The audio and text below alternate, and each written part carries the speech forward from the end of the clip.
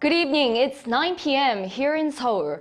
Thank you for joining us on Arirang We begin with the South Korea-France summit. President Yoon Suk Yeol is in Paris for a 3-day visit. He met President Emmanuel Macron on Tuesday before he heads over to present South Korea's bid to host the World Expo in Busan City in 2030. Our presidential correspondent Oh Soo-young is traveling with the president and joins us live from the Korean Press Center in downtown Paris. So Sooyoung, the president met with French leader Emmanuel Macron and probably are in the stage of concluding their talks now. Bonsoir from Paris, Jiyoung. Yes, indeed, President 윤-마크롱 met over an hour ago to hold a summit over lunch here in the French capital. We don't know yet what's coming out of the summit, of course, but the two leaders did issue their positions before heading in.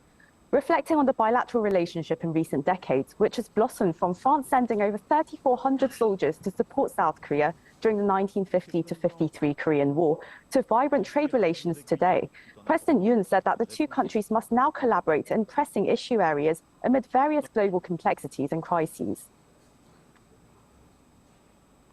오늘 정상회담을 통해 저와 마크롱 대통령은 실질적 경제 협력을 증진하고 안정적 공급망을 구축하기 위한 공조 방안을 논의하게 될 것입니다. In particular, he highlighted the areas of space, aerospace, and future industries. On geopolitical issues, as Seoul and Paris have shared interest in there being a peaceful and prosperous Indo-Pacific region, Yoon said they should work closer than ever to address North Korea's growing nuclear and missile threat. He noted that South Korea has been elected as a non-permanent member of the UN Security Council, of which France is a permanent member, of course. President Macron congratulated South Korea for becoming a non-permanent member to the Security Council, and he said that South Korea and France's Indo-Pacific strategies are very much aligned, and that he'll continue to support Seoul as it deters North Korea's nuclear threat, calling for a complete and verifiable as well as irreversible denuclearization.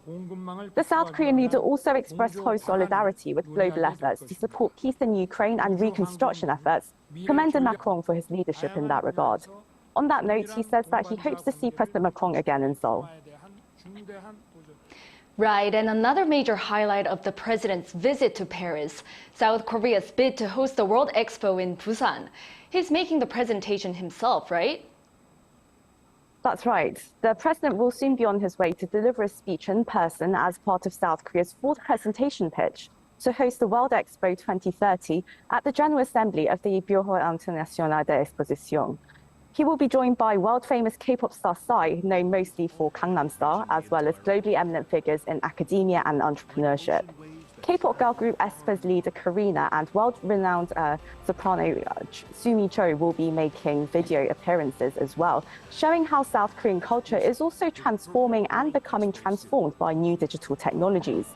As for the president's speech, his spokesperson Lee Do-won told reporters yesterday that it will focus on 4 key concepts: the future, South Korea's promise, giving back to global society, as well as solidarity.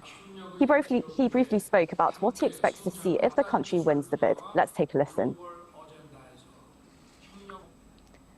부산 박람회는 BI가 표방해온 혁신과 협력의 정신을 이어받아 글로벌 기업 간 새로운 비즈니스를 창출하는 플랫폼을 제공할 것입니다. Now, today's presentation is considered the most important out of the total 5 pitches, as it's the most decisive one before the member states choose the host nation in a secret ballot in November. By the 5th pitch, they would have already made up their minds, so today's is incredibly important. So the pressure is indeed on, and I'll be keeping you updated on the presentation, of course, but that's all from me for now. Back to you, Jiyoung. Thank you, Sooyoung, for that. That was our presidential correspondent Oh Soo-young from the Korean Press Center in Paris.